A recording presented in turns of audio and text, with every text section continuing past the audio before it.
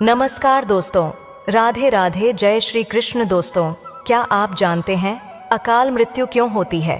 क्या आप जानते हैं कम उम्र में ही मृत्यु क्यों हो जाती है? अगर नहीं तो आज के वीडियो में इसका रहस्य जानिए। दोस्तों, धरती पर जिस प्राणी ने जन्म लिया है उसकी मौत भी तय है। यह एक ऐसा सच है जिसे बदला नहीं जा सकता। हम सभी जानते हैं कि पृथ्वी लोक में प्राणियों की संख्या इतनी है कि हर दिन किसी न किसी की मृत्यु होती रहती है। जाहिर सी बात है कि हर मनुष्य को मोक्ष प्राप्त नहीं होती। इनमें से कुछ ऐसे भी होते हैं जिनकी आत्मा सदियों तक पृथ्वी लोक में ही रह जाती है। इसका कारण है उनकी अकाल मृत्यु हो जाती है। आपने कई बार देखा होगा कि आए दिन लोग सड़क दुर्घटना या फिर किसी आपदा का शिकार हो जाते हैं और अपनी जान गंवा बैठते हैं। तो यह अकाल मृत्यु आखिर क्यों होती है प्रिय दोस्तों? साधारण मृत्यु के बारे में तो हम सभी जानते हैं और समझते हैं, लेकिन अकाल मृत्यु एक ऐसा विषय है जिसके बारे में कई बातें कही जाती हैं। गरुड़ पुराण के अध्याय नंबर 7 में लिखा गया है कि अगर कोई प्राणी भूख से तड़प कर मर जाता है या किसी हिंसक जानवर के हमले के कारण मृत्यु हो जाती है या फिर जहरीला पदार्थ सेवन करने से या फिर पानी में डूबने से अगर किसी मनुष्य की मौत हो जाती है तो ऐसे मनुष्य को अकाल मृत्यु के श्रेणी में रखा जाता है। अकाल मृत्यु कैसे होती है दोस्तों? अकाल मृत्यु किसी कारण से हो सकती है, फिर चाहे वह किसी रोग के कारण हो या दुर्घटना के कारण। ऐसे में मनुष्य अक्सर यही सोचता है कि काश यह उनके साथ नहीं हुआ होता तो शायद उनकी मृत्यु नहीं होती।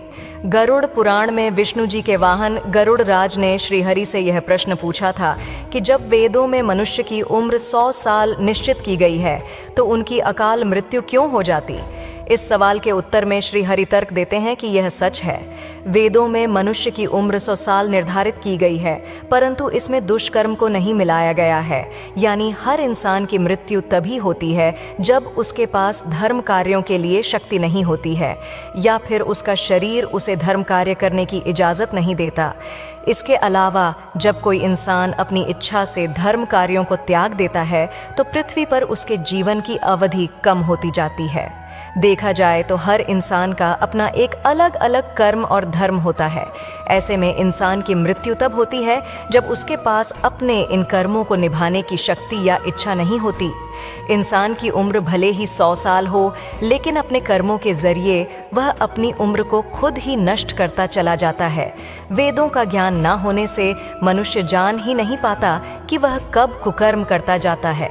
अब बात आती है कि अकाल मृत्यु के बाद आत्मा का क्या होता है। के जीवन के साथ चक्र निश्चित है। ऐसे में अकाल मृत्यु को प्राप्त होने वाले जो मनुष्य इस चक्र को पूरा नहीं कर पाते, उसे मृत्यु के बाद भी कई प्रकार के कष्ट भोगने पड़ते हैं। दरअसल अचानक ही मृत्यु होने की वजह से मनुष्य की इच्छा, कामना और तरसना बनी रहती है जो कभी पूरी नहीं हो पाती। ऐसे में शरीर तो नष्ट हो जाता है, लेकिन आत्मा का मोह नहीं छोड़ता। इस स्थिति में अकाल मृत्यु वाली आत्माएं अपने परिजनों या जीवित लोगों को कष्ट पहुंचाती है और अपनी मनोकामनाएं पूरी करने का भी प्रयास करती है। गरुड़ पुराण में बताया गया है कि प्राकृतिक मौत से मरने वाले मनुष्य को 3, 10 या 40 दिन में दूसरा शरीर प्राप्त हो जाता है, जबकि अकाल मृत्यु वाले व्यक्ति भूत, प्रेत, पिशाच, कुष्मांडा, ब्रह्म, राक्षस, बेताल और छत्रपाल योनि में भटकता रहता है। उनकी आत्मा को आसानी से शांति नहीं मिलती। आपको बता दें कि अकाल मृत्यु में आत्महत्या को सबसे निचले दर्जे पर रखा जाता है।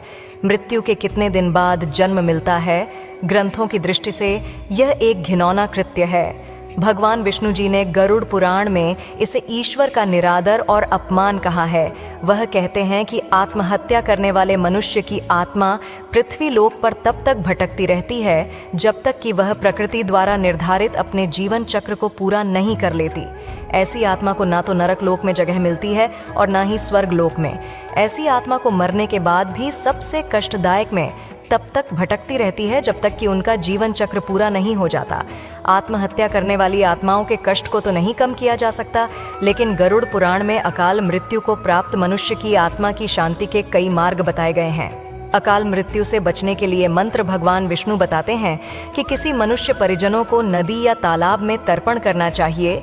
साथ ही मृत आत्मा की इच्छा की पूर्ति के लिए पिंडदान और दान पुण्य जैसे सत्कर्म करने चाहिए ताकि उनकी आत्मा को जल्द ही मुक्ति मिल सके।